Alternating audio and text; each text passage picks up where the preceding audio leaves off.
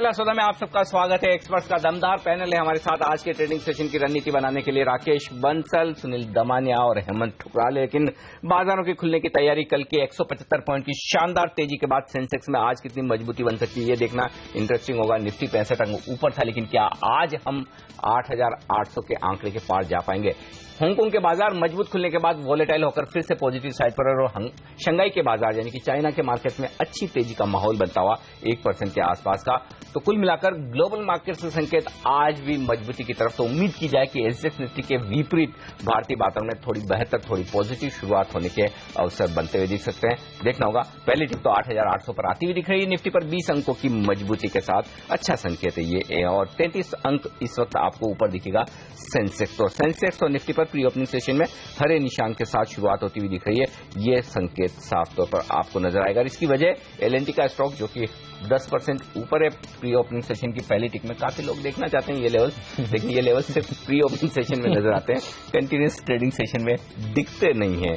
IDFC 10% ऊपर, LNT 3% ऊपर, NTPC और ल्यूपिन जैसे शेयरों में 1% की मजबूती। कमजोर है टेक महिंद्रा का स्टॉक 3% नीचे। रुपए पर डालिए नजर। यहां पर शुरुआत मामूली कमजोरी के साथ 62.30 से 6 पैसे का नुकसान कल के क्लोजिंग से। आगे बढ़ते हैं और फोकस अब कल के स्टार परफॉर्मर पर, वो है बैंक निफ्टी। बेहद शानदार उछाल 2.5% की। हेमंत, क्या बाजार में अब सेक्टोरल चर्निंग साफ तौर पर नजर आ रही है? जो सेक्टर अच्छा रनअप दे चुके हैं अब वहां पर मुनाफा वसूली और पीटे हुए शेयरों में अब खरीदारी होती दिख रही है। और इस लिहाज से क्या बैंक निफ्टी में अब भी और तेजी बाकी है? यदि हाँ तो कैसे ट्रेड करेंगे आप बैंक निफ्टी को? अनिल जी, मैं इस बात से बिल्कुल एग्री करता हूं कि बहुत क्लियर नजर आ रहा है कि लेगार्ड्स जो थे निफ्टी के, उन्होंने बाइंग शुरू कर दी है। उसमें शॉर्ट कवरिंग देखने को मिल रही है बहुत क्लियरली। देखिए, एक बात बहुत क्लियर है कि अगर हम सोच रहे हैं या हम इस व्यू में भी हैं कि बाजार 8950 या वो 9,000 का मैजिकल फिगर टच करेगा, वो बिना बैंक निफ्टी के वापस 19,500 पे टच किए हुए बहुत पॉसिबल नहीं है। तो मेरे हिसाब से बैंक निफ्टी पॉजिटिवली ही ट्रेड करना चाहिए। मैं स्पॉट लेवल्स के हिसाब से 18,250 का एक स्टॉप लॉस रखूंगा और मेरा टारगेट 19,300 19,400 रहेगा। ये भी स्पॉट लेवल्स ही मैं बता रहा हूं आपको। और विद इन द बैंक्स मुझे लग रहा है कि जो कल हमने शॉर्ट कवरिंग राउंड देखा है, चाहे वो आईसीआईसीआई बैंक हो या एसबीआई हो, ये अभी मेरे ख्याल से शुरुआत है। क्योंकि जिस तरह से शॉर्ट पोजीशंस ओपन है बैंकिंग में, ये एक आध दिन और बहुत आराम से आपको 200 पॉइंट की चाल बैंक निफ्टी में नजर आ सकती है। तो वो मैं बैंक निफ्टी में पॉजिटिव हूं और मुझे अभी भी लग रहा है कि निफ्टी अगर यहां से बढ़ेगा तो उसमें काफी जो श्रेय है वो बैंक निफ्टी को जाएगा। और अब आईडीएफसी को आप किस तरह से देख रहे हैं हेमंत? यहां पर डेटा क्या संकेत दे रहा है? क्योंकि अब जल्दी माना जा रहा है आईडीएफसी बैंक बन जाएगा। क्या करना चाहिए यहां पर? देखिए, आईडीएफसी उन चुनिंदा काउंटर्स में से है जिसके अंदर ओपन पोजीशंस लॉन्ग साइड पे कल बनती हुई नजर आई हैं। मोस्टली फाइनेंशियल्स में हमें शॉर्ट कवरिंग देखने को मिली है, लेकिन आईडीएफसी में लॉन्ग ओपन इंटरेस्ट ऐड हुआ है, तो वो और भी ज्यादा स्ट्रेंथ वाली बात है। हालांकि अभी मेरे ख्याल जो ओपनिंग आ रहा है 10% का, वो मुझे पॉसिबल नहीं लग रहा है, क्योंकि 180, 185, 190 इन तीनों ही लेवल्स पे कॉल राइटर काफी स्ट्रॉन्ग पोजीशंस बना के बैठे हुए हैं। तो मेरे ख्याल से इमीडिएट शॉर्ट टर्म में 182 से लेके 185 तक काफी रेजिस्टेंस आएगा आईडीएफसी को। अगर ये लेवल क्रॉस होता है तो नई तेजी की तरफ की हम बात कर सकते हैं, बट मेरे हिसाब से 182 185 पे रेजिस्टेंस आएगा और नीचे की साइड अब मुझको 165 के नीचे जाता हुआ आईडीएफसी नहीं लग रहा है। इंडिया सीमेंट इस स्टॉक पर राय लेना चाहूंगा। कल के सेशन में काफी जबरदस्त तेजी 7-8% की बनती हुई दिखी है और आईपीएल सीजन 8 की शुरुआत हो चुकी है। कल हमने देखा कि चेन्नई ने 1 रन से दिल्ली को हराया। राकेश, वैसे तो सवाल आपसे लेना चाहता था, लेकिन चूंकि दिल्ली की हार हुई है तो कहीं आप सेंटिमेंटली नेगेटिव बोले, इसलिए मैं ये सवाल हेमंत से लेता हूं। हेमंत, इंडिया सीमेंट के शेयर पर क्या राय रखते हैं? डीमर्जर प्लान भी इन्होंने अनाउंस कर दिया, जहां पर इंडिया सीमेंट के शेयर होल्डर्स को 1 शेयर मिलेगा चेन्नई सुपर किंग्स का जब ये डीमर्जर हो जाएगा। और इस आईपीएल सीजन की शुरुआत तो अच्छी हुई है चेन्नई के लिए, तो क्या इंडिया सीमेंट में अब भी अपसाइड बाकी है कल के बड़े मूव के बाद? अनिल जी, मैं भी वैसे दिल्ली में ही पैदा हुआ हूं, तो मेरा भी कहीं ना कहीं सेंटीमेंट तो दिल्ली से अटैच्ड रहेगा।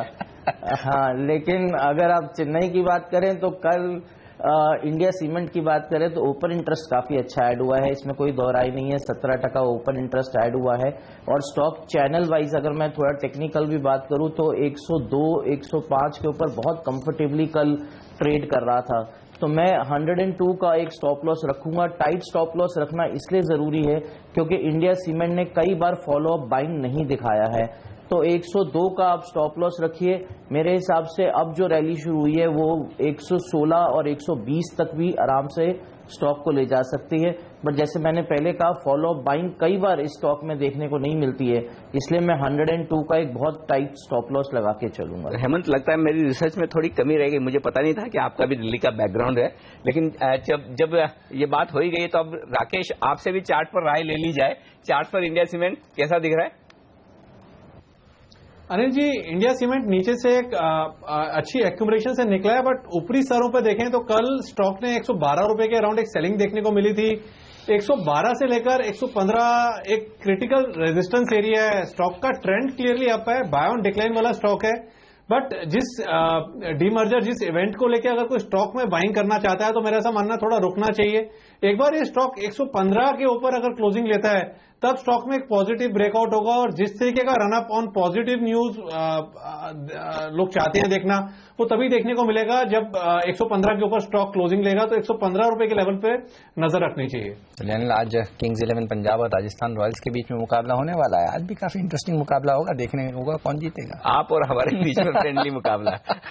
हेमंत की टीम है किंग्स 11 पंजाब और मैं राजस्थान रॉयल्स को सपोर्ट कर रहा हूं, तो हेमंत और हमारे बीच में एक फ्रेंडली मैच होगा आज के सेशन में। लेकिन देखते हैं, आगे बढ़ते हैं। कहाँ है आज आपके लिए मौके कमाए के? जब तक बाजार खुला है 3:30 बजे तक ट्रेडिंग कॉल्स लेकर हमारे साथ जुड़ रही है सोनम मेहता। सोनम, क्या कल के उतार चढ़ाव के बाद कुछ शॉर्ट कॉल्स भी हैं या फिर सब जगह तेजी की राय है? नहीं अनिल जी, आज तो अभी भी खरीदारी का ही माहौल बना हुआ है। सारे के सारे खरीदारी के ही कॉल्स लेकर आई हूँ। सबसे पहला कॉल है टेक्निकल एक्सपर्ट मोहित गाबा का, जिन्होंने खरीदारी की सलाह दी है एमटेक ऑटो पे। उनका मानना है ये शेयर में एक स्ट्रांग मोमेंटम बना हुआ है।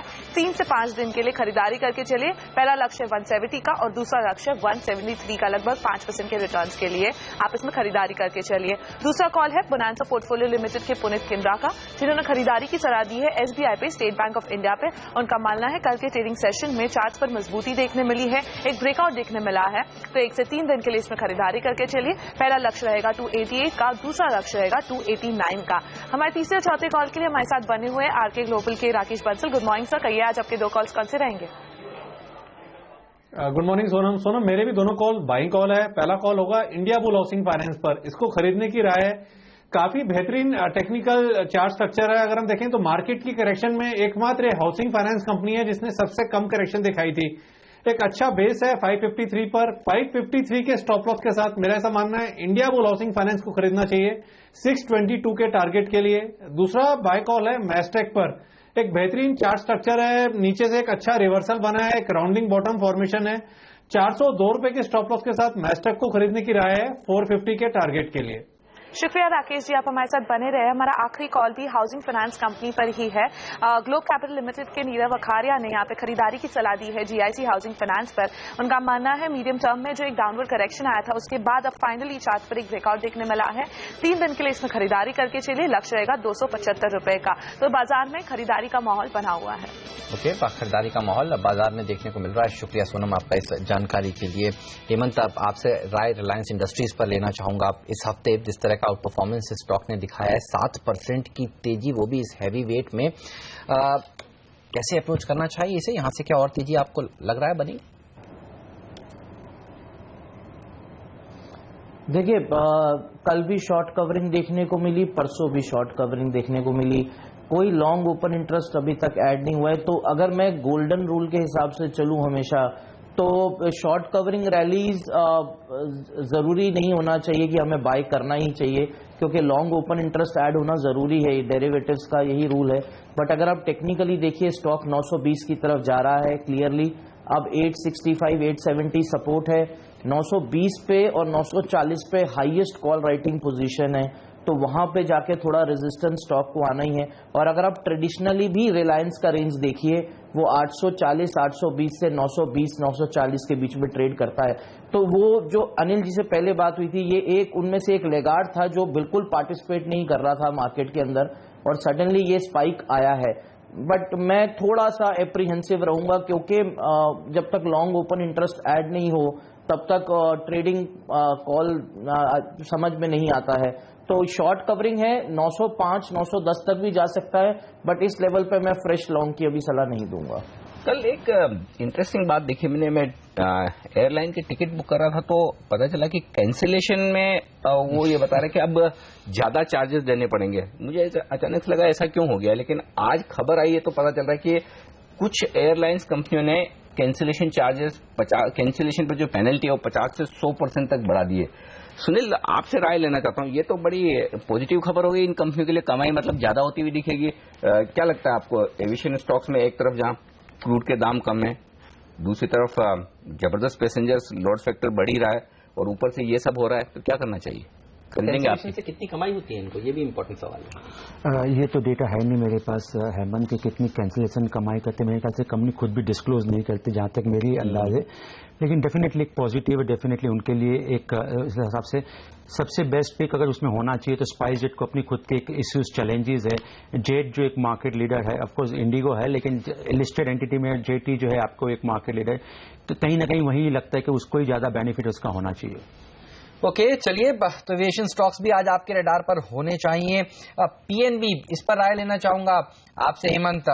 हमने देखा है आप बैंक निफ्टी पर तो बुलिश हैं, ये बताइए पीएसयू कंपनियां ज्यादा अच्छा प्रदर्शन दिखाएंगी या प्राइवेट सेक्टर की कंपनियां ज्यादा अच्छा प्रदर्शन दिखाएंगी? शॉर्ट कवरिंग पीएनबी में भी कल देखने को मिली।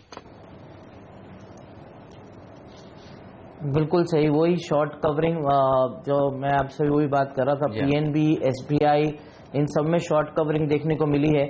मैं ट्रेडिंग के लिए दो स्टॉक्स अलग से देना चाहूंगा बैंकिंग में। अगर दोनों साइड पे अगर मैं बात करूं, एक मैं चूज करूंगा कोटक बैंक और एक मैं चूज करूंगा ओरिएंटल बैंक ऑफ कॉमर्स।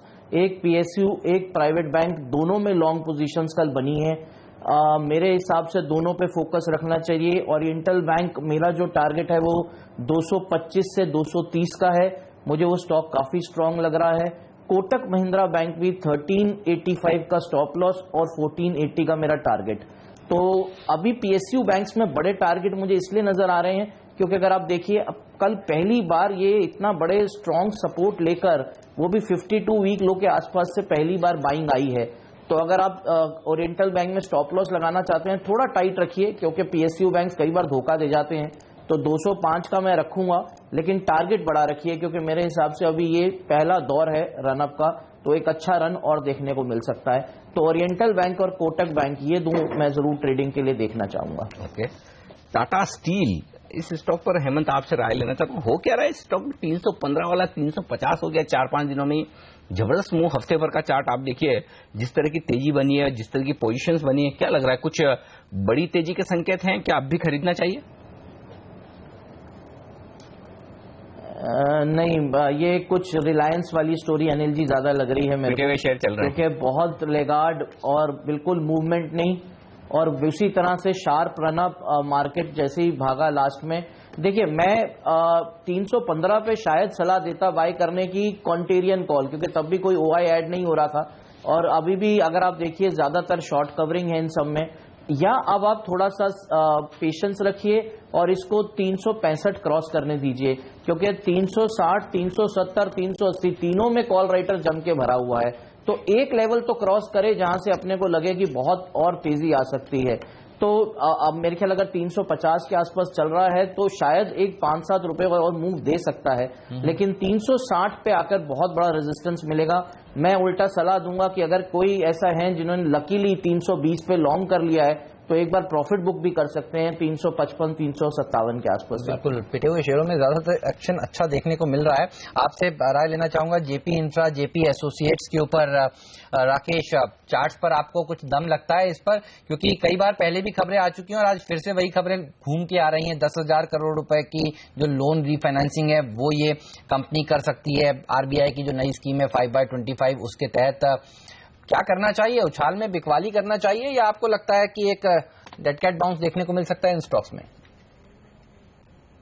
देखिए हेमंत, ये एंटायर जेपी ग्रुप के जो स्टॉक्स हैं, specifically JP associates, JP infrastructure खराब है, बट डेड कैट बाउंस इन दोनों स्टॉक्स के अंदर रूल आउट नहीं किया जा सकता है। बट टेक्निकली मैं दोनों स्टॉक्स को खरीदने की राय नहीं दूंगा बाउंस को खेलने के लिए। मेरा ऐसा मानना है कोई अच्छा उछाल आता है, ऊपरी स्तर मिलते हैं तो फंसे हुए जो लोग हैं उनको निकलने की कोशिश करनी चाहिए। ओके, एग्जिट करने की कोशिश करें ऊपर के स्तर पर, ये राय आती हुई साफ तौर पर इन शेयरों में। चलिए बाजारों की शुरुआत होने की तैयारी बता दूं आपको किस तरह के संकेत हैं। प्री ओपनिंग सेशन बता रहा है एकदम शांत शुरुआत, डायरेक्शन खुलने के बाद ही मिलेगा। 4 अंक ऊपर सेंसेक्स, 4 अंक नीचे निफ्टी, तो ऐसे में पता लगाना मुश्किल, लेकिन हाँ मिड कैप और स्मॉल कैप शेयरों का डायरेक्शन क्लियर है पॉजिटिव साइड पर। 1/4% ऊपर मिड कैप इंडेक्स आपको नजर आएगा, तो वहां से कहीं कोई डिस्टर्बेंस के संकेत अभी तक नहीं है और ये एक अच्छी बात है बाजार के लिए। इस बीच बैंक निफ्टी भी एकदम शांत शुरुआत के संकेत दे रहा है। तो पहली टिक आपकी स्क्रीन पर आती हुई सेंसेक्स और निफ्टी पर, यहाँ पर मामूली कमजोरी के साथ शुरुआत हुई है। 15 अंक नीचे सेंसेक्स है, 5 अंक नीचे निफ्टी खुलता हुआ नजर आएगा इस वक्त आपको। तो ये है शुरुआती कारोबार का रुझान। लेकिन आईडीएफसी 2% के गेंस के साथ टॉप गेनर इस वक्त निफ्टी पर। विप्रो में 0.5% की मजबूती, पावर ग्रिड में 0.5% की तेजी, ओएनजीसी जैसा शेयर भी 0.5% ऊपर खुलता हुआ दिख रहा है। लेकिन कमजोरी की बात करें तो सिप्ला 2.5% के नुकसान के साथ टॉप लूजर, यानी कि यहाँ पर अब भी बिकवाली का दबाव बरकरार, और जो रिपोर्ट्स आई है सीएलएसए की तरफ से उसका असर साफ तौर पर दिख रहा है। जी एंटरटेनमेंट कल का स्टॉक परफॉर्मर आज 1.5% नीचे। हिंडाल्को पर भी अल्कोआ के कमजोर नतीजों की मार 1% नीचे। आईसीआईसीआई बैंक पीएनबी कुछ गेंस गंवाते हुए, इनफैक्ट एचडीएफसी बैंक भी 0.5% नीचे है इस वक्त। ये है शुरुआती कारोबार में दिग्गजों का रुझान। वायदा कारोबार की तरफ नजर रखिए। आईडीएफसी टॉप गेनर, उसके पीछे बायोकॉन और एक्साइड 1% ऊपर खुलता हुआ दिखा है। मारुति में 1% के आसपास की तेजी। कमजोर क्या है? सिप्ला के अलावा ईस्ट इंडिया होटल ईआईएल 1.5% नीचे। अदानी एंटरप्राइजेस के लिए जो ऑस्ट्रेलिया से नेगेटिव खबरें आई कि 3 फ्रेंच बैंक यहां पर फाइनेंस करने से इनकार कर रहे हैं। स्टॉक पर 1.5% का नुकसान है। वो खाड़ में 1.5% का नुकसान इस वक्त नजर आएगा। ये स्टॉक्स हैं जो एक्शन में इस वक्त आपको नजर आएंगे। तो शांत कारोबार होता हुआ दिख रहा है, कोई खास रुझान है नहीं। 20 अंक नीचे सेंसेक्स, 5 अंक नीचे निफ्टी। बैंक निफ्टी 1/4% नीचे। मिड कैप और स्मॉल कैप शेयर हरे निशान में इस वक्त ट्रेड करते हुए। हेमंत, और कहां एक्शन दिख रहा है आपको? छोटे मझोले शेयरों में थोड़ी बहुत मजबूती देखने को मिल रही है। कुछ कंपनियों के सर्किट फिल्टर्स में रिवीजन हुआ है, प्लेथिको फार्मा जैसे, उसके बावजूद देखिए 3% की मजबूती यहां देखने को मिल रही है। स्पार्क एक और ऐसा स्टॉक है जिसके लिए पॉजिटिव खबरें आई हैं, 2.5% की मजबूती यहां पर। मैक्स इंडिया खबरों वाला शेयर 2% की तेजी के साथ इसने दिन की शुरुआत आज के सत्र में कर दी है। थॉमस कुक पर नजर रखिए, यहां पर एक अच्छा एक्शन देखने को मिल रहा है। 3.5% की पॉजिटिव शुरुआत के साथ इसने आज कामकाज शुरू किया।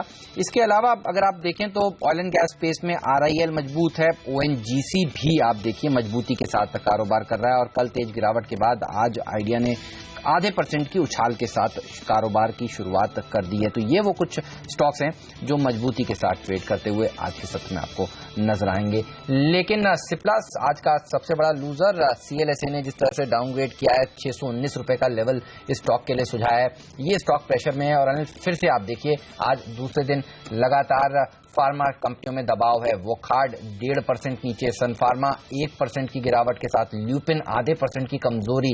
तो कल जो फार्मा स्टॉक्स में कमजोरी देखने को मिली थी वो आज गहराती हुई। बायोकॉन खबरों के दम पर जरूर ऊपर है, ये अपवाद के तौर पर, लेकिन बाकी स्टॉक्स में प्रेशर साफ तौर पर देखने को मिल रहा है। और हम आपसे कह भी रहे थे कि दरअसल लोग फार्मा स्टॉक से निकलकर दूसरे स्टॉक्स की तरफ शिफ्ट करते हुए दिख रहे हैं। हेमंत, फार्मा स्टॉक्स में क्या एग्रेसिव ट्रेडर्स कुछ शॉर्ट पोजीशंस भी बना सकते हैं? इससे पहले हम फार्मा शेयरों पर बात करें, एक बड़ा सौदा जो होता दिख रहा है वो रिपोर्ट करना जरूरी है। डिश टीवी, यहाँ पर खबरें आ रही थी कि अपोलो पी यहाँ पर 3% अपनी हिस्सेदारी बेचकर निकल सकता है। वो सौदा यहाँ पर होता हुआ दिख रहा है। 3% की हिस्सेदारी बदलती हुई दिख रही है। यहाँ पर 3 करोड़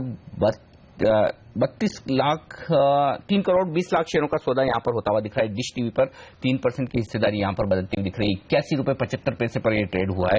तो 81 रुपए से 85 रुपए की जो रेंज बताई जा रही थी उसमें 81 रुपए 75 पैसे पर यहां पर बीएसई पर ये एक बड़ा ट्रेड होता हुआ दिखा है, जहां पर एक पी फंड की तरफ से बिकवाली हुई। लेकिन इसके साथ ही शाम ये बुक खुली थी और उसके बाद साफ तौर पर अब वो सौदा होता हुआ, और सबसे बड़ी बात शाम ही सिंगल ट्रेड यहां पर होता हुआ। ये दरअसल बुक खुलते ही भर गई थी और हमने आज देखा 81 से 85 का जो एक प्राइस रेंज देखने को मिला था उसमें 81.75 पर ये ब्लॉक होता हुआ दिख रहा है। लेकिन हेमंत, एक मिनट, संघवी मोर्स एक और स्टॉक है जहां पर बड़ा एक्शन होता हुआ दिख रहा है, वो रिपोर्ट करना जरूरी है।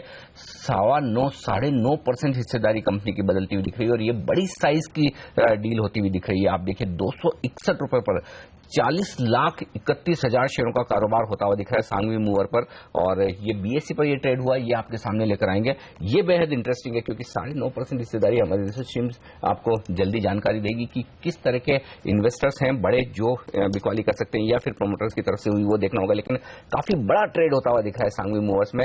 261 रुपए पर यह ट्रेड हुआ है, स्टॉक काफी ऊपर है, यानी कि जो डील हुई है कल की क्लोजिंग प्राइस से अच्छे खासे डिस्काउंट पर हुई है।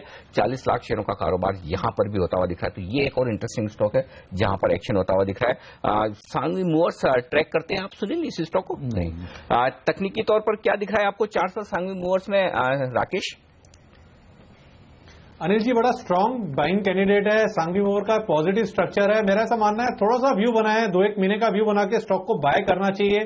320 रुपए के लक्ष्य सांघवी मूवर्स में देखने को मिलेंगे। एक्सट्रीमली पॉजिटिव टेक्निकल स्ट्रक्चर है इसका। चलिए हेमंत, मेरा सवाल आपसे ये था कि फार्मा कंपनियों में दूसरे दिन लगातार गिरावट देखने को मिल रही है, क्या आप कोई एग्रेसिव ट्रेडर्स आगे बढ़कर किसी फार्मा कंपनी में शॉर्ट पोजीशंस भी बना सकते हैं क्या? नहीं, मैं शॉर्ट की सलाह नहीं दूंगा क्योंकि चार्टिकली और अगर आप डेरिवेटिव्स डेटा से देखिए, कल सिर्फ आपको मुनाफा वसूली देखने को मिली है। इनफैक्ट मैं 1815-1820 पे वोकार्ड, सन फार्मा यहां से 2-2.5% और करेक्ट कर जाए, Cipla 685, I think these are good rates to buy. आपको अच्छे मौके मिलेंगे बाय करने के लिए। देखिए बहुत ज्यादा रनअप शार्प हो गया था, तो थोड़ा सा गिरावट आना लाजमी है। तो मेरे हिसाब से I would not recommend to go short in them, और मैं वेट करूंगा टू बाय ऑन डिप्स। तो मेरे हिसाब से स्टॉक स्ट्रांग है, बहुत ज्यादा रनअप की वजह से थोड़ा प्रॉफिट टेकिंग देखने को मिल रही है। ओके, तो बाय ऑन डिप्स की रणनीति रखें फार्मा शेयरों पर। यहाँ पर ये राय आती हुई दिख रही है। जेन टेक्नोलॉजी, ये स्टॉक भी काफी जबरदस्त एक्शन में रहा है। परसों के सेशन में हमने देखा कुछ एचएनआई इन्वेस्टर्स की तरफ से खरीदारी के बाद कल एक्शन होता हुआ दिखा, आज फिर से 3% ऊपर है। चार्ट्स क्या कह रहे हैं जेन टेक्नोलॉजीज के? अनिल जी, चार्ट्स देखें तो चार्ट्स तो क्लियरली स्टॉक के पॉजिटिव है। ऑलरेडी हमने एक अच्छा एक ब्रेकआउट आते हुए देखा था। स्टॉक एक अच्छा बाइंग कैंडिडेट है शॉर्ट टर्म अगर किसी का ट्रेडिंग व्यू है तो। जेन टेक्नोलॉजीज में खबर ये भी आपको बतानी जरूरी है कि इसका सर्किट फिल्टर लोअर रिवाइज हुआ है।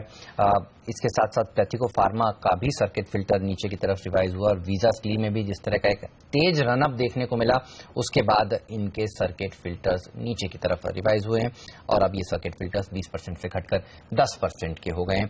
ये एक और इम्पॉर्टेंट चीज, जिस तरह से एक तेज रनअप देखने को मिला है छोटे मझौले शेयरों में, आपसे राय लेना चाहूंगा सुनील, ये बताइए क्या करना चाहिए? और छोटे मझौले स्टॉक्स में जो ये एक तेज रैली है, ये आपको लगता है कि आगे भी कंटिन्यू रह सकती है? डेफिनेटली एक स्मॉल और मिड कैप में हमने काफ़ी तेज़ी देखी है पिछले कुछ दिनों में। डेफिनेटली एक स्टॉक स्पेसिफिक अप्रोच होना चाहिए आपका क्लियरली, बिकॉज ऐसा नहीं है कि सभी कंपनी चलेगी। जैसे अभी एक रिस्क ऑफ स्ट्रेटेजी कहीं ना कहीं मार्केट में दिख रही है, जिस तरह से HDIL चला था, तो लगता है कहीं ना कहीं इन्वेस्टर्स अभी एक रिस्क लेने के मूड में है। अगर वो रिस्क लेने के मूड में है तो डेफिनेटली उसका बेनिफिट स्मॉल कैप और मिड कैप कंपनी को डेफिनेटली मिलता है। ओके, अगर आप रिस्क लें तो फिर मिड कैप और स्मॉल कैप शेयरों में पैसा लगाएं, ये राय आती हुई दिख रही है। लेकिन आज का जो जहां पर थोड़ा सा रुझान पॉजिटिव साइड पर होता हुआ दिख रहा है वो स्टॉक IDFC है, और दूसरी बात है कि भारतीय और आइडिया ये दोनों ही स्टॉक अपने लोअर लेवल से रिकवर करने की कोशिश करते हुए दिख रहे हैं। ऑयल एंड गैस स्पेस के शेयर ONGC रिलायंस में भी थोड़ी मजबूती अब लौटती हुई दिख रही है। ऑयल मार्केटिंग कंपनियों के शेयरों पर हेमंत आपसे राय लेना चाहता हूं, क्या कहीं कोई मौका दिखता है आपको HPVP या IOC खरीदने का, या फिर डिप्स का इंतजार करना चाहिए अच्छे रनअप के बाद? देखिए मेरे हिसाब से सारे ही स्टॉक्स काफी स्ट्रॉन्ग चार्टिकली भी लग रहे हैं। कल को अगर मैं छोड़ दूं अनिल जी, अगर आप उससे पहले का डेटा पकड़िए, पूरे वीक का अगर हम डेटा पकड़ें तो BPCL में लॉन्ग पोजीशंस 12% ऐड हुई हैं, which is very good for a stock which is around that 52 week high.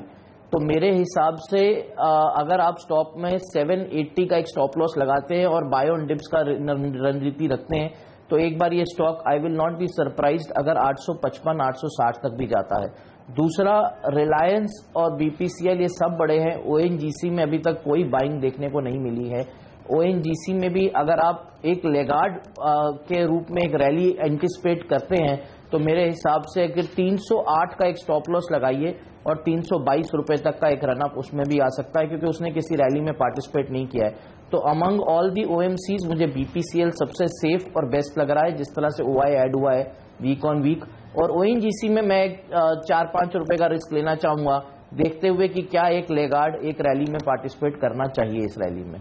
Okay, तो ये स्टॉक्स जिस पर आपकी नजर जरूर होनी चाहिए।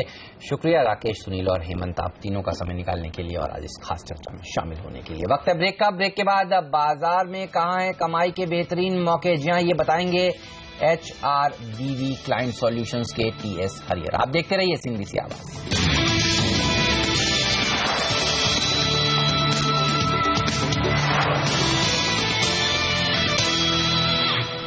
मामूली कमजोरी के साथ बाजारों में हो रहा है कारोबार। 45 अंक नीचे है सेंसेक्स, निफ्टी पर नुकसान 10 अंकों का, लेकिन मिड कैप और स्मॉल कैप शेयरों को देखिए जबरदस्त एक्शन यहां पर अब भी है।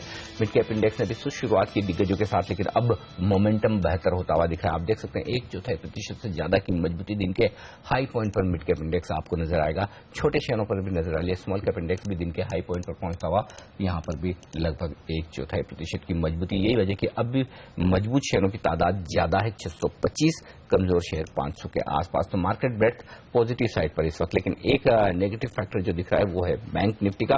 कल के 2.5% के उछाल के बाद बैंक निफ्टी में आज 1/4% की मजबूती। तो देखना होगा क्या कल ही की तरह कमजोर नेगेटिव शुरुआत करने के बाद बैंक निफ्टी धीरे धीरे ऊपर की तरफ पिकअप हो पाता है या नहीं। अगर वैसा होता है तभी आप शायद बाजार में मजबूती आते हुए देखेंगे। ये होगा इस वक्त का शुरुआती कारोबार का रुझान, लेकिन बाजार में आगे का डायरेक्शन कैसा रहेगा और कहां है आपके लिए निवेश के मौके जानने की कोशिश करते हैं। हमारे साथ स्टूडियो में है HRDV क्लाइंट सॉल्यूशंस के TS हरियर। हरियर साहब, स्वागत है आपका CNBC आवाज पर। लंबे समय बाद, कई सालों बाद आपसे मुलाकात और बात हो रही है बाजार पे, इसलिए पहले शुरुआत बाजार पर आपकी व्यू के साथ ही करना चाहता हूं। क्या लग रहा है, एक अच्छा रनअप लोअर लेवल से होता दिखा है 5-7 ट्रेडिंग सेशन में, करेक्शन भी हमने पिछले महीने देखा। क्या बाजारों में अब भी आप एक अच्छे बुल रन की उम्मीद कर रहे हैं? यहां से भी काफी बेहतरीन तेजी होनी चाहिए। देखिए, ये बाजार में मूल बात ये है कि हम क्या 9100 के ऊपर ब्रेकआउट कर सकते हैं। और मेरे ख्याल से कल जो आउटलुक अपग्रेड आया था मूडीज का, that could be a very important trigger. और मेरे ख्याल से बिकॉज ऑफ दैट दो जो खास सेक्टर्स है, एक तो बैंक्स और दूसरा कैपिटल गुड्स, मेरे ख्याल से इन दोनों में काफी हद तक बाइंग भी आ सकती है। और जो सेक्टर्स थोड़े नेगेटिव थे, जैसे PSU बैंक्स थे, इनमें शॉर्ट कवरिंग आ सकता है। तो ये दोनों बात मिला कि मेरे ख्याल से इट मे टेक टाइम, समझ लीजिए 15 दिन या 1 महीना भी लग सकता है, पर I think we should be back to new highs. और ये रैली में मैं मानता हूं कि 9100 का जो लेवल बना था, we should break that and get closer over 9500। Good morning, ये बताइए तो बैंक्स में और कैपिटल गुड्स सेक्टर में कौन से इंडिविजुअल स्टॉक्स होंगे जो ज्यादा अच्छा प्रदर्शन दिखा सकते हैं, जहां पर आपकी नजर है? जहां तक कैपिटल गुड्स का सवाल है, मेरे ख्याल से Larsen & Toubro looks very well poised. इसमें 2 कारण हैं। पहले बात तो ये है कि यहां से I think 6 months to 1 year में मानता हूं कि ये जो कैपिटल साइकिल है इसमें एक रिवाइवल आनी चाहिए। दूसरी बात, जो गवर्नमेंट ने बहुत बड़ी डिफेंस एक्सपेंडिचर का अनाउंसमेंट किया है, इसका मेजर बेनिफिशियरी लार्सन & टुब्रो हो सकता है। तो I think L&T will be the choice as far as the capital goods space is concern. जहां तक बैंक्स का सवाल है, मैं भी मानता हूं कि the interest will continue in the private sector banks. Public sector banks में थोड़ा शॉर्ट कवरिंग आ सकता है, पर जो बाइंग इंटरेस्ट आएगा वो ज्यादा हद तक प्राइवेट सेक्टर बैंक्स में आएगा, जैसे ICICI बैंक खास करके, and then other banks like Kotak है, आपका इंडसइंड बैंक है, जो mid cap the smaller level of banks, the second level of banks, I think इनमें काफी बाइंग आ सकता है। तो I think all this put together should take the index up. लेकिन क्या अब यहां पर सेक्टोरल चर्निंग आप होते देख रहे हैं, और उस लिहाज से स्पेसिफिकली फार्मा शेयरों पर आपसे राय लेना चाहता हूं, क्योंकि अब तक की तेजी की लीडरशिप वहां से आई है इस लेग में खासतौर से। क्या आपको लगता है बहुत महंगे हैं, भले ही अच्छे नतीजों की उम्मीद है, लेकिन यहां पर प्रॉफिट बुकिंग कर लेनी चाहिए? मेरे ख्याल से मैं मानता हूं कम से कम 70% प्रॉफिट बुक कर लेना चाहिए, और इसका एक कारण है। आप Q4 के एस्टिमेट्स देखोगे तो लगभग जितने भी ब्रोकर्स ने एस्टिमेट्स डाले हैं, एस्टिमेट्स आर बिटवीन -5% +5% ग्रोथ। तो इसका मतलब ये है कि कोई भी सेक्टर आउटस्टैंडिंग ग्रोथ नहीं दिखा सकता। और आप टॉप फार्मा कंपनीज लीजिए, वो लुपिन हो या सन फार्मा हो या कोई भी MNC कंपनी हो, इनकी valuation is anywhere between 35 and 55 times earnings. तो ये लेवल पे मेरे ख्याल से unless your earnings grow at that level, जो मुझे नहीं लगता पॉसिबल है, मैं मानता हूं कि फार्मा में काफी हद तक प्रॉफिट्स बुक कर लेनी चाहिए। सो प्रोबेबली ग्रोथ होगा, पर I think growth will be about 10 to 15%, जहां पे आपको 40 टाइम पी जस्टिफाई करना बहुत मुश्किल होगा। तो आई थिंक कुछ हद तक मैं मानता हूं फार्मा में जो फ्रॉथ है, जो वैल्यूएशन फ्रॉथ है, वो कम होनी चाहिए, और जो भी उसमें लॉन्ग है कम से कम 70 to 75% I think they should book out of. आपने हाइज बाजार जाएगा, आप इसकी बात कर रहे हैं, और हमने देखा है ये हफ्ता IPOs के लिहाज के लिस्टिंग के लिहाज से काफी अच्छा रहा है। एडलैब्स की शानदार लिस्टिंग, आइनॉक्स की अच्छी लिस्टिंग, OFS जो सरकार लाई वो जिस तरह से सब्सक्राइब होता हुआ दिखा, रिटेल का पार्टिसिपेशन वापस लौटता हुआ दिख रहा है। ये बताइए आपको क्या लगता है FY15 एक रिवाइवल ईयर की तरह काम कर सकता है, और स्कोप है जिस तरह से पिछले फाइनेंशियल ईयर में हमने देखा था लिस्टिंग्स के नाम पर अकाल पड़ा हुआ था? I would say it is long overdue, क्योंकि जो आखिरी हमने एक IPO इंटरेस्ट देखा था 2010 में देखा था, और 2010 के बाद आई डोंट थिंक हमने कोई खास IPO इंटरेस्ट देखा है। और मैं मानता हूँ कि दो चीजें पॉजिटिव है। एक तो जो आइनॉक्स विंड का लिस्टिंग हुआ, लिस्टिंग प्राइस हुआ, और उससे भी ज्यादा इंपॉर्टेंट जो मेरे ख्याल से ये है कि जो REC का retail participation, I think 5.5 times in my view is huge. इससे ये बात साबित हो रहा है कि एक एपेटाइट है, क्वालिटी पेपर के लिए एपेटाइट है। I think what is important is that बहुत ज्यादा ये रन आउट, क्या बोलते हैं, फ्लाई बाय नाइट कंपनीज आके they should not spoil the market. So यहाँ पे आई थिंक रेगुलेटर को थोड़ा कॉशियस रहना चाहिए। If they maintain that caution, मेरे ख्याल से we could see, and I think we should see a revival as far as IPOs are concerned. कुछ और सेक्टर जो एक्शन में अब आने वाले अगले हफ्ते से नतीजों के लिए आते, वो है IT शेयर। दो तरह की बातें होनी, एक और लगभग आम राय बन चुकी कि नंबर्स तो खराब आने वाले हैं, क्रॉस करेंसी हेडविंड्स रहेंगी, स्टॉक्स ने करेक्शन भी दिया।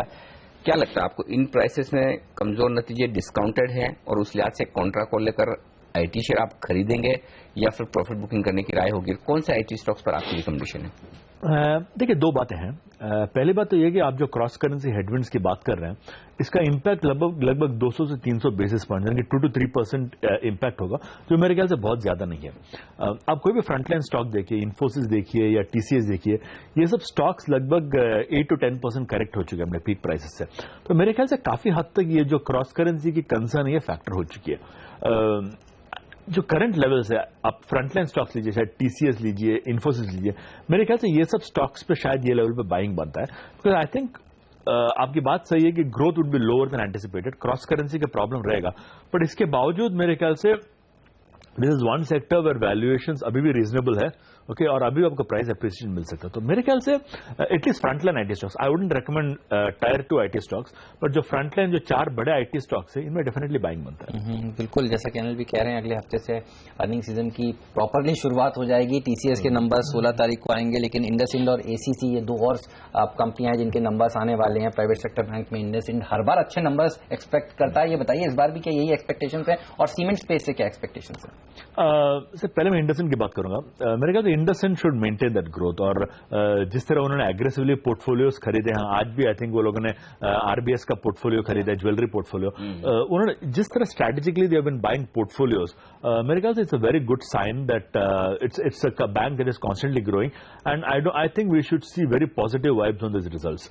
जहां तक सीमेंट का सवाल है, मेरे ख्याल से जो the north based cement companies है, आई सी सम प्रॉब्लम्स इन दैट। सो मेरे ख्याल से ऑफटेक स्लो है, prices have been below expectations, तो I think ACC probably could be a slight disappointment as far as this quarter is concerned. एक और space जिसने बड़ी आउट परफॉर्मेंस दी है, ऑयल मार्केटिंग कंपनियों के शेयर HPB PIO से जिस तरह से तेजी से भागे, क्या लगता है आपको, बेस्ट केस सिनेरियो इस प्राइस में है या फिर अभी अपसाइड है, एक डिफेंसिव होने का काम कर सकते हैं ये शेयर? देखिए, आप जब ऑयल मार्केटिंग कंपनीज को देखते हैं, इसका सबसे इंपॉर्टेंट लेवल ये है कि ऑयल प्राइसेस कहाँ पे है, और आज जिस तरह लो लेवल पे है, तो दे आर ऑटोमेटिकली अट्रैक्टिव, क्योंकि उनके पास सब्सिडी का बर्डन नहीं है, it is directly translating into margins, तो ये रिफाइनिंग और डाउनस्ट्रीम कंपनीज पॉजिटिव है। आई थिंक इसमें ओनली क्वेश्चन मार्क ये है कि what happens if oil prices go up. और मैं आपको एक इंडिकेशन दूंगा, आपको मालूम होगा कि एक बहुत बड़ा एक्विजिशन हुआ था, शेल ने ब्रिटिश गैस खरीदा था $70 बिलियन पे, और हिस्टोरिकली ये हुआ है कि जब भी बड़ा एक्विजिशन होता है, that is the bottom of oil prices. तो if you assume that this is the bottom of oil prices and oil prices start going up, तो इसका इंपैक्ट क्या होगा ऑयल मार्केटिंग कंपनीज पे?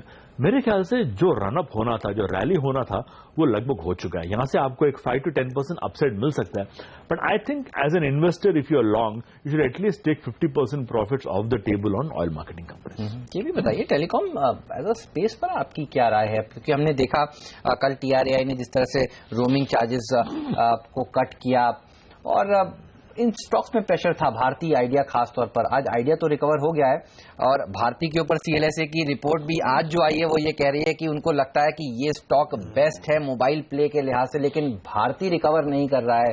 टॉप 2 निफ्टी लूजर्स में भारतीय है। भारतीय पर क्या राय रखते हैं? देखिए, मैं ओवरऑल टेलीकॉम पे थोड़ा स्लाइटली नेगेटिव हूं और मैं ये पहले भी कह चुका हूं कि 2 चीजें टेलीकॉम के खिलाफ काम कर रही है।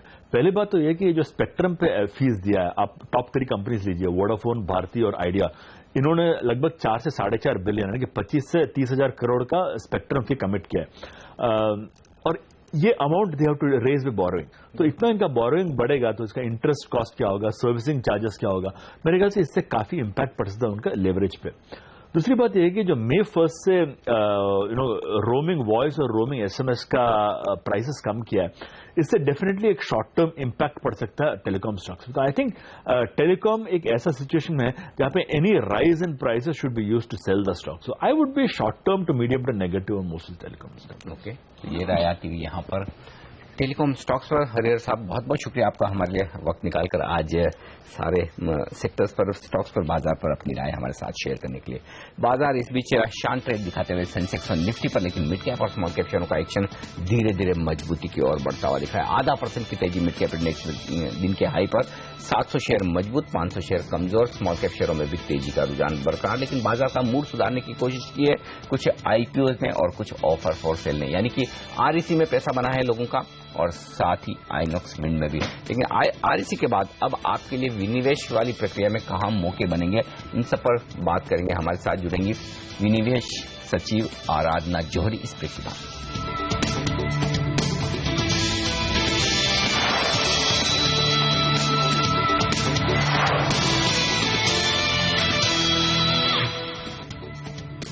और अब हमारे साथ कार्यक्रम में शामिल हो रही हैं विनिवेश सचिव आराधना जौहरी। आराधना जी, स्वागत है आपका CNBC आवाज पर।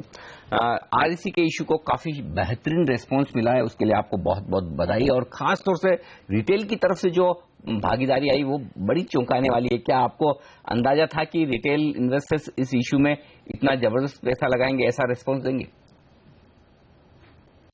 जी, हम जानते थे कि ये स्टॉक हमारा बहुत अच्छा है और बहुत ही पब्लिक की डिमांड है। इसके अलावा जो गवर्नमेंट के reforms program set in motion हुआ है और जो इकोनॉमी में जो कॉन्फिडेंस है, जो इंटरेस्ट हो रहा है, तो हम बड़े कॉन्फिडेंट थे कि ये तो बहुत अच्छा जाएगा। तो फिर क्या हम REC की तरह ही एक के बाद ऐसे और बेहतरीन क्वालिटी इशू बाजार में आते हुए देखेंगे? और चर्चा ये भी हो रही है, जो बात कर रहे हैं कि अगला इशू PFC का हो सकता है। देखिए, ऐसा है कि इश्यूज तो काफी हम डिफरेंट स्टेजेस ऑफ अप्रूवल्स पे हैं। एक के बाद एक आते रहेंगे, ये तो मैं कह नहीं पाऊंगी। हमारी तैयारी पूरी रहेगी, लेकिन अल्टीमेटली मार्केट कंडीशंस पे डिपेंड करेगा कि किस स्टॉक का क्या अच्छा मार्केट है। और इस बार आपने एक बड़ा इंटरेस्टिंग और डिसिसिव एक्शन लिया है, मूव लिया है कि हमेशा की तरह वित्त वर्ष के अंत में नहीं बल्कि वित्त वर्ष की शुरुआत में विनिवेश शुरू कर दिया जाए। ये प्रोसेस आपने जो शुरू किया, तो क्या ये समझना ठीक है कि इस साल ज्यादातर आपके ऑफर फॉर सेल या फिर सरकार को जो कुछ भी हिस्सेदारी बेचनी है अलग अलग कंपनियों में, वो इस साल के पहले हाफ में, शुरुआती 6 महीनों में ही दिखेंगे? देखिए, आपको माफ करना पड़ेगा, मैं बिल्कुल स्पेसिफिक स्टॉक की बात नहीं कर पाऊंगी क्योंकि ये मार्केट सेंसिटिव इंफॉर्मेशन है और कौन सा स्टॉक कब जा रहा है उससे फिर उसके स्टॉक प्राइस पे प्रतिकूल प्रभाव पड़ता है। ये भी हम नहीं बता पाएंगे कि हम फर्स्ट हाफ में करेंगे या लास्ट हाफ में करेंगे, क्योंकि जैसा कि मैंने कहा मार्केट कंडीशन पे निर्भर करेगा। इतना मैं जरूर आपको बता सकती हूँ कि हमारी तैयारियां ऑलरेडी हैं और पाइपलाइन हमारी ऑलरेडी है और हम पाइपलाइन को बढ़ा रहे हैं, तैयारी कर रहे हैं और स्टॉक्स की के लिए। इस बार रिटेल इन्वेस्टर्स का जमकर पैसा बना है इस इशू में और उनकी एक्सपेक्टेशंस भी जाहिर तौर पर इंक्रीज हो गई हैं। ये बताइए आप क्या और कदम उठाएंगे रिटेल इन्वेस्टर्स को अट्रैक्ट करने के लिए आगे आने वाले इश्यूज में, उस पर कुछ रोशनी डालिए। क्या कुछ और डिस्काउंट देने का मन बना रहे हैं? मैं इस बात से सहमत नहीं हूं कि रिटेल पार्टिसिपेशन के लिए बहुत मिनिस्क्यूल डिस्काउंट है, क्योंकि आरईसी ही देख लीजिए, जैसे 315 हमारा रिजर्व प्राइस था, उसके ऊपर 5% डिस्काउंट देना यानी करीब 17-18 रुपए हो जाता है मोटे मोटी, तो अच्छा खासा ये डिस्काउंट है। और आप देखिए कि जो रिस्पांस आया है वो इटसेल्फ बताता है कि ये पर्याप्त है। दूसरी चीज रिटेल के लिए मैं ये जरूर कहना चाहूंगी कि हमने सुझाव भी दिया है, सेबी को भी कुछ दिए हैं, हमने डिपार्टमेंट ऑफ इकोनॉमिक अफेयर्स को भी दिए हैं कि डेप्थ ऑफ मार्केट बढ़ाने के लिए उनको गतिविधियां और करनी है। इसके अलावा मार्केट लिटरेसी, मार्केट की जानकारी, ताकि और भी ज्यादा रिटेल पार्टिसिपेंट्स मार्केट में एंटर करने को तैयार हों और रिस्क लेने को तैयार हों और घाटा न बहन करें, तो इसलिए भी मार्केट मेकिंग की जरूरत है। और लेकिन रिटेल और जो डोमेस्टिक इन्वेस्टर्स हैं, खासतौर से हमारे यहाँ के म्यूचुअल फंड वगैरह, इनके अलावा एफआईआईज भी काफी अच्छा उत्साह दिखा रहे हैं, पार्टिसिपेशन कर रहे हैं। क्या भारत में पैसा लगाने के लिए आज से आपको आरईसी को देखते हुए किस तरह का रेस्पॉन्स आप मानकर चल रहे हैं एफआईआईज की तरफ से? हाँ जी, एफआईआईज रोड शोज में जब मुलाकात करते हैं उनसे, तो वो अपने इश्यूज भी बताते हैं, इन्वेस्टर्स इश्यूज बताते हैं कि इस कंपनी में आपको फला पॉलिसी डिसीजन लेना है या फला कंपनी में हम इंटरेस्टेड हैं, बट ओवरऑल डेफिनेटली बहुत अच्छा इंटरेस्ट डिस्प्ले हो रहा है एफआईआईज के द्वारा। वो जनरल एक्चुअली ग्लोबल मार्केट्स यदि आप देखिए तो इंडियन मार्केट इमर्जिंग मार्केट्स में सबसे अच्छा समझा जा रहा है इन्वेस्टमेंट के पॉइंट ऑफ व्यू से। हालांकि वैल्यूएशंस हाई हैं, लेकिन फिर भी क्योंकि इंडियन इकोनॉमी के बारे में बहुत होपफुल हैं लोग, तो इसलिए इसको एक बहुत अच्छा प्रिफर्ड डेस्टिनेशन मान रहे हैं। आराधना जी, सरकार ने जिस तरह से विनिवेश का लक्ष्य इस बार बजट में 60,000 करोड़ रुपए का रखा है, ये बताइए आपको क्या लगता है कि ये लक्ष्य थोड़ा ज्यादा एम्बिशियस है या आपका मानना है कि आसानी से लक्ष्य पूरा हो जाएगा क्योंकि आपने सही समय पर शुरुआत कर दी? आपका क्या व्यू है? देखिए, दो चीजें हैं। एक तो यदि पास्ट देखें तो 2000 और 2014 के बीच में औसतन 9,500 करोड़ का विनिवेश हुआ है एक साल में। पिछले साल हमने हाईएस्ट एवर किया था, यानी करीब 24,500 करोड़ हमने किया था। तो इसको भी देखते हुए इस साल का टारगेट डेफिनेटली एम्बिशियस है, आसानी से नहीं होगा, मेहनत बहुत करनी पड़ेगी, जिसके लिए हम ऑलरेडी तैयारी कर रहे हैं अपनी साइड से कि ये ना हो कि हमारी तैयारी अपूर्ण थी, हमने पर्याप्त स्टॉक्स लाइन अप नहीं किए, हमने डिले किया प्रोसेस में, इसलिए जब मार्केट अच्छा था हम नहीं कर पाए। ऐसी स्थिति नहीं आएगी। हमारे अप्रूवल्स काफी कुछ हो गए हैं और अप्रूवल्स हम ले रहे हैं, प्रक्रियाएं हम पूर्ण कर रहे हैं। अब ये निर्भर करता है कि उस पर्टिकुलर स्टॉक के लिए आपने कुछ सेक्टर्स पूछे, जैसे मेटल सेक्टर है, इस समय मेटल सेक्टर इतना अच्छा नहीं कर रहा है, ग्लोबली मेटल का ग्लट है। हमारे काफी मेटल्स के स्टॉक्स हैं, अप्रूवल भी उनके हो चुके हैं, तो वो नेचुरली हम थोड़ा सा मार्केट में रिस्पांस की देखेंगे कि बेटर हो जाए मेटल्स मार्केट। सिमिलरली कुछ सेक्टर्स हैं जो अच्छे कर रहे हैं, नेचुरली हम मार्केट के अच्छे प्रोस्पेक्ट्स का फायदा उठाना चाहेंगे। तो इसलिए ये बहुत ब्लैक एंड व्हाइट क्वेश्चन नहीं है, मेहनत हमें बहुत करनी पड़ेगी और हमने मेहनत करनी शुरू कर दी है कि सप्लाई साइड के जो इश्यूज हैं, प्रोसीजरल इश्यूज हैं, वो सब हम ऑलरेडी एड्रेस कर रहे हैं। ओके, लेकिन क्योंकि आपने एक सेक्टर की जो बात की और एक इशू जिसका बाजार को काफी लंबे समय से इंतजार है, वो है दिग्गज कंपनी ओएनजीसी का। क्या बता सकते हैं इस वक्त इस हालात में ओएनजीसी के ऑफर फॉर सेल को क्या स्टेटस है, क्या सेंस मिल रहा है इसका? जी हाँ, सरकार के विचाराधीन है और विभिन्न मंत्रालयों में उस पर चर्चा चल रही है। उसके बहुत से इम्प्लीकेशंस हैं जिसपे वो बात हो रही है। जहां तक सेक्टरी डिसइन्वेस्टमेंट होके इसका डिसइन्वेस्टमेंट करने का बिंदु है, डेफिनेटली हमारा इन्वेस्टर रिस्पांस जो आया है वो क्लैरिटी चाह रहे हैं सब्सिडी पे, वो क्लैरिटी चाह रहे हैं कि सब्सिडी का रोड मैप क्या होगा ताकि इसके लॉन्ग टर्म प्रॉस्पेक्ट्स वो समझ सकें। ये नहीं कह रहे एक्स सब्सिडी करिए या वाई सब्सिडी करिए, लेकिन एक रोड मैप मांग रहे हैं। तो ये हम भी होपफुल हैं कि ये रोड मैप कुछ वर्कआउट हो जाएगा जल्दी। ये भी बताइए कि डाइवेस्टमेंट मिनिस्ट्री का एक प्रस्ताव लेबर मिनिस्ट्री को था कि ईपीएफओ का पैसा जो है वो पीएसयू, ईटीएफ्स और इन इश्यूज में लगाया जाए, उस पर क्या अपडेट है? क्या आपको लगता है कि वो जल्द होता हुआ दिखेगा? अभी उस पर हमारी चर्चा हुई है, फॉर्मल प्रस्ताव हम कर रहे हैं और मैं होपफुल हूँ, आशाजनक हूँ कि may be entire PSU stocks में नहीं, बट होपफुली ईटीएफ में वो पार्टिसिपेट कर पाएंगे। बट वो प्रक्रिया भी ऑनगोइंग है। प्रस्ताव तो हम जल्द ही भेज रहे हैं, प्रस्ताव जल्द ही भेज रहे हैं। हमारी बात भी हुई है, उनको एग्जामिन करना पड़ेगा उसके बाद, लेकिन इन प्रिंसिपल वो ईटीएफ के लिए तैयार है। तो सीपीएसयू ईटीएफ तो हमारा बहुत अच्छा ईटीएफ है, तो इसलिए मैं आशाजनक हूँ, आशावादी हूँ कि इसमें कुछ हो जाएगा जल्दी। बिल्कुल। तो आराधना जी, बहुत बहुत शुक्रिया आपका हमारे लिए आज वक्त निकालने के लिए और सीएनबीसी आवाज को ये एक्सक्लूसिव इंटरव्यू देने के लिए। तो सरकार की तरफ से डाइवेस्टमेंट का प्रोग्राम जबरदस्त तरीके से चलने वाला है और आरईसी की तरह कई सारे मौके आपको और मिलेंगे जहां पर आप पैसा लगा सकते हैं, लेकिन इन मौकों के लिए आपको इंतजार करने की जरूरत नहीं। बस ब्रेक के बाद कुछ ऐसे ही बेहतरीन मौके और खासतौर से मिड कैप शेयरों में, क्योंकि आज फिर से आप देखिए मिड कैप इंडेक्स ने आधा से 0.25% तक की मजबूती दिखाई है। बाजार रिकवर करते हुए दिख रहे हैं, छोटे शेयरों में बड़ा एक्शन है और ऐसे कुछ बेहतरीन मल्टी बैगर आइडियाज लेकर आएंगे आपके लिए देश के जाने माने stock picker. Trade Swift broking के डायरेक्टर संदीप जैन हमारे साथ जुड़ेंगे उनकी शानदार पिक्स के साथ इस ब्रेक के बाद।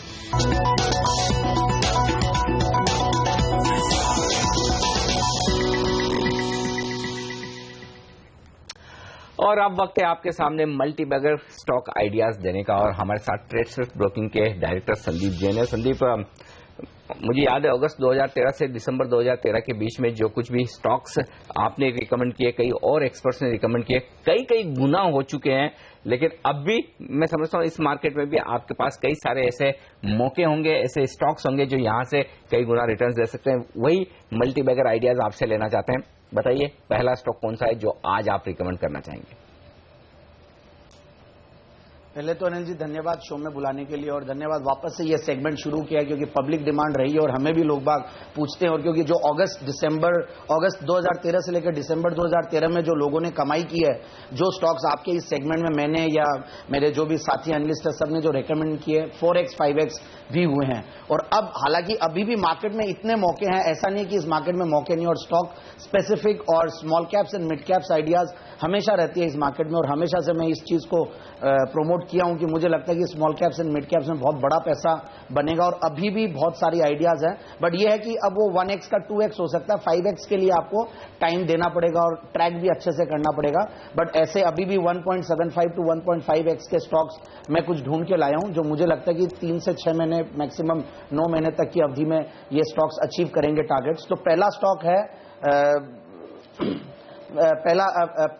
पहला स्टॉक जो मेरा आ रहा है सामने हुआ असाही सांगवान कलर्स लिमिटेड। इनफैक्ट ये एक सेगमेंट है जिसमें कुछ स्टॉक्स बड़े मल्टीबैगर्स बने हैं, जैसे कि अतुल लिमिटेड है। तो उसको देखते हैं जिस तरीके से उसने राइज दिया, उसके सामने ये जो बाकी जो दूसरे प्लेयर्स है भले ही बहुत छोटे हो, भले ही कुछ फंडामेंटल्स में थोड़े से उससे कम अट्रैक्टिव हो, बट देखा जाए तो वो स्टॉक्स बहुत सस्ते वैल्यूएशंस पे, पर्टिकुलरली असाही सांगवान की मैं बात करूं, जिन पी वैल्यूएशंस पे ये अवेलेबल है 8 के पी पे और 15.5 के पी अतुल की है, फिर आपके price to book value multiple सिर्फ 1.25 से 1.5 टाइम्स का है और वही उसका 4 टाइम्स अतुल लिमिटेड का। डिविडेंड यील्ड 3% का, मार्केट कैप सिर्फ 150 करोड़ जो भी अभी बढ़ के हुई है 115-20 के लेवल से 130 के लगभग है, और उसके सामने 20 से 22 करोड़ का नेट प्रॉफिट आने वाला है इस साल में।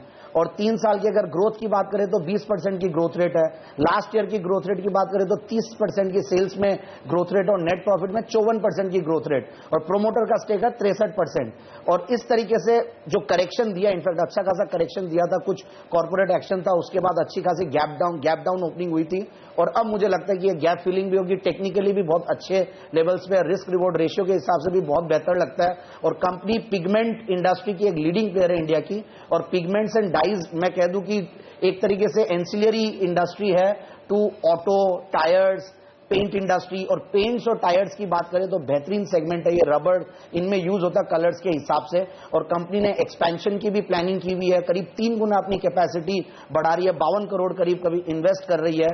तो मुझे ऐसा लगता है, और खास बात यह कि मुझे प्रोमोटर बैकग्राउंड बहुत अच्छा लगा, एक लेडी प्रोमोटर है और एक तरीके से कॉन्फिडेंस देता है लेडी प्रोमोटर होने का, और जो प्रोमोटर है वो basically Gujarat chamber of commerce की पहले प्रेसिडेंट रही और फर्स्ट लेडी प्रेसिडेंट थी, and she is supported by 2 technocrats, जो दोनों बेटे हैं, दोनों टेक्नोक्रेट्स है, बाहर से पढ़ के आए हैं और टेक्निकली साउंड है। तो ये सारी चीजों को देखते हुए लगता है कि ये कंपनी आगे की जो ग्रोथ है और भी बढ़ा सकती है और भी मोमेंटम आएगा, और मुझे ऐसा लगता है कि ये स्टॉक अभी बहुत सस्ता है, अननोन स्टॉक है, हिडन जेम है, तो करीब 200 रुपए का टारगेट, 210 रुपए का टारगेट मुझे लगता है आने वाले 6 से 9 महीने में ये स्टॉक अचीव कर जाएगा। 6 से 9 महीने में 210 रुपए तक का लेवल देखने को मिल सकता है।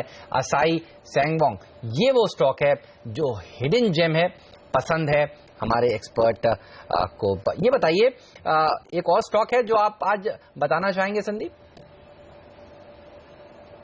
Nucleus software. Nucleus software in fact देखा जाए तो बहुत अच्छा खासा करेक्शन दे चुका। हालांकि आईटी स्टॉक्स अभी 2-4-5 दिनों से जब से एचसीएल टेक के गाइडेंस आए हैं, टीसीएस के गाइडेंस है, वो इतने फ्लेवर में नहीं है, बट मुझे ऐसा लगता है ये पर्टिकुलर स्टॉक ऑलरेडी बहुत करेक्ट कर चुका था और बीएफएसआई सेगमेंट में एक लीडर है। बीएफएसआई का बैंकिंग सेगमेंट में पर्टिकुलरली इनके कुछ सॉफ्टवेयर है, FinOne जैसे हैं, ये बहुत ही बेहतरीन प्रोडक्ट है, पूरी बैंकिंग इंडस्ट्री यूज करती है। In fact global number 1 leading product के हिसाब से 6 साल तक कंटिन्यूस इसको आईबीएस पब्लिशिंग ने अवार्ड दिया हुआ है। और अगेन आईटी स्टॉक अगर इतना सस्ता मिलता है तो मुझे लगता है कि ये एक बेहतरीन पिक है, और करीब कल 20% करीब ये बायर पैक था, बट मैं एक चीज कह दूं कि 195 का एक लेवल था जो एक लॉन्ग टर्म एवरेज था, 200 डीएमए के ऊपर ये जैसे ही निकला और एक साथ स्पाइक आया है, बट मैं कहूंगा कि ये बाय ऑन डिक्लाइन से ये स्टॉक आज हो सकता है कि थोड़ी और तेजी में रहे, बट ओवरऑल नीचे भी आए तो ये 200-215 के लेवल्स पे ये एक्यूमुलेट करने का स्टॉक है, करीब 9-9.5 के पी पे है। अगेन डिविडेंड यील्ड बेहतरीन है, 3.5% का डिविडेंड यील्ड है, और मार्केट कैप भी छोटी है, बहुत ज्यादा बड़ी नहीं है, तो एक बेहतरीन स्टॉक है। मेरे हिसाब से इस स्टॉक में भी बिल्कुल निवेश करें, और जिस तरीके के कंपनी के प्रोडक्ट्स है और जो एक्सेप्टेंस है इस प्रोडक्ट को, और जो कंपनी का प्रोमोटर बैकग्राउंड भी, और ओवरऑल न्यूक्लियस सॉफ्टवेयर काफी पुराना प्लेयर है पूरे सॉफ्टवेयर इंडस्ट्री में, और सबसे सस्ते वैल्यूएशंस पे मुझे लगता है कि अवेलेबल है। जैसे कि हेक्सावेयर था, वो अच्छा खासा रनअप दे चुका है, छोटे स्टॉक्स कई रनअप दे चुके हैं, तो केपीआईटी है वो भी अच्छे खासे वैल्यूएशंस पे है, बट ये स्टॉक करीब 9-10 के पी पे अगर मिलता है तो मुझे लगता है कि यहां से बहुत बड़ा स्कोप है, अपसाइड बहुत बड़ा दिखता है, और आराम से मेरे हिसाब से इसमें 325 का टारगेट के लिए काम किया जा सकता है और बिल्कुल यहां निवेश किया जा सकता है। ओके, तो ये 2 बेहतरीन स्टॉक्स यहाँ पर संदीप की लिस्ट में, जहां पर आपके लिए मौके बन सकते हैं खरीदारी के। असाई सैंगवान काफी बेहतरीन रेस्पॉन्स दिखाता हुआ स्टॉक ये आज लगभग 18% ऊपर आ चुका है और 152 रुपए का इस वक्त भाव है। 210 रुपए का लक्ष्य है संदीप का। न्यूक्लियस सॉफ्टवेयर यहाँ पर 325 रुपए का लक्ष्य है, यहाँ पर भी बेहतरीन अपसाइड बन सकती है, आज भी 5% की अपसाइड दिखाता है। शुक्रिया संदीप आपका हमारे लिए आज ये बेहतरीन मल्टी बैगर आइडियाज हमारे दर्शकों के साथ शेयर करने के लिए। और बाजार ने तो शुरुआत की है आज सेंसेक्स और निफ्टी पर, लेकिन मिड कैप और स्मॉल कैप शेयरों में एक्शन और तूफान आज भी बरकरार है, जबरदस्त तेजी का माहौल वहां पर। पहला सौदा में आज के लिए इतना ही। लेकिन आप बने रहिए सीएनबीसी आवाज के साथ। ब्रेक के बाद हाजिर करेंगे कमोडिटी ओपनिंग लेकर आएंगे आवाज आईपीएल। हमें दीजिए इजाजत, नमस्कार।